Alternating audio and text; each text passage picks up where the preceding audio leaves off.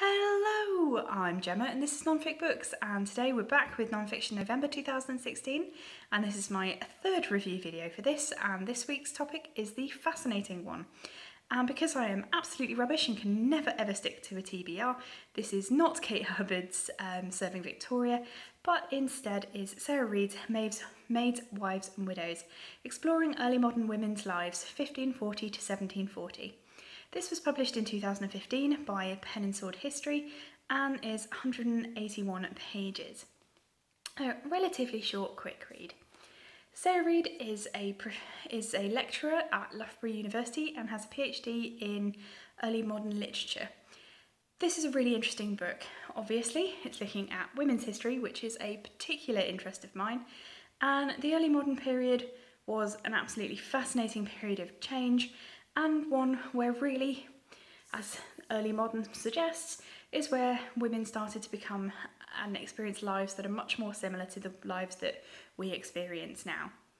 This is absolutely fascinating. It goes through the whole range of people's lives, from upper class through to lower class, and it starts off with work, marriage and actually work outside the home, personal care, reproduction, religion, and then public life. And that goes through everything from housing, what their day-to-day lives would have been like, running businesses, which was a lot more common than we gave them credit for, how they looked after themselves, how they gave birth, and how they knew they were pregnant, and how they looked after themselves when they had their periods, and through to raising children, being the religious model for the house.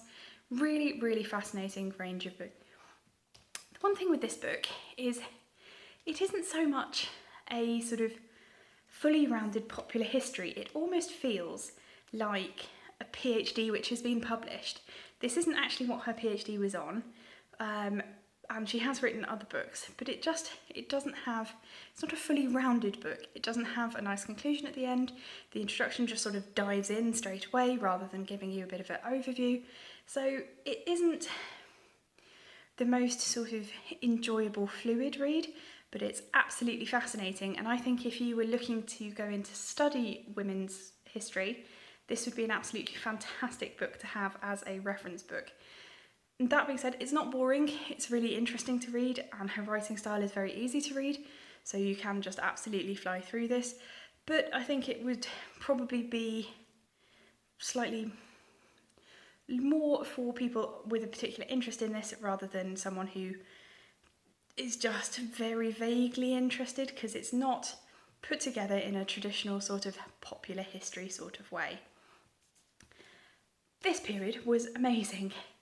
The women's lives, they were so much more modern, a lot more public, a lot more responsibilities, and a lot more equal than we often think about the past. And it really reminded me about how much of our view of women in the past was shaped by women in the Victorian era and the early 20th century, and how that wasn't always the case, and women were not always the sort of angel in the house, but had much more varied, wide-ranging roles. And this book, I think, is really great for bringing that to people's attention. And I think that's probably the absolute number one thing I came away with from this book. Women at this point had a lot more freedom. They had to be working a lot of the time, and it was even illegal for single women to not be working. This wasn't always sort of enforced, but it did give the parishes the ability to make women go and work if they were single, and therefore stop them being a drain on the parish. So if women weren't working in the parish, weren't a drain on the parish, it probably wouldn't be enforced, but it's interesting to know that that was actually a law. And it's really interesting because I think we all think that people got married very, very young in the past and had absolutely hundreds of children, whereas the average age for someone who was of a more sort of working class age would have been about 26. So a lot closer to modern day standards, and definitely not the sort of teenage marriage that we often think about. And they'd probably been working for about 10 years or so before that to help establish themselves and to help their families. And then kids, it was probably more about, like, the average woman would expect about 5 pregnancies throughout her lifetime. that's a lot lower than we expect, and the death rate was only something like 1% risk per child for the mother to die in childbirth.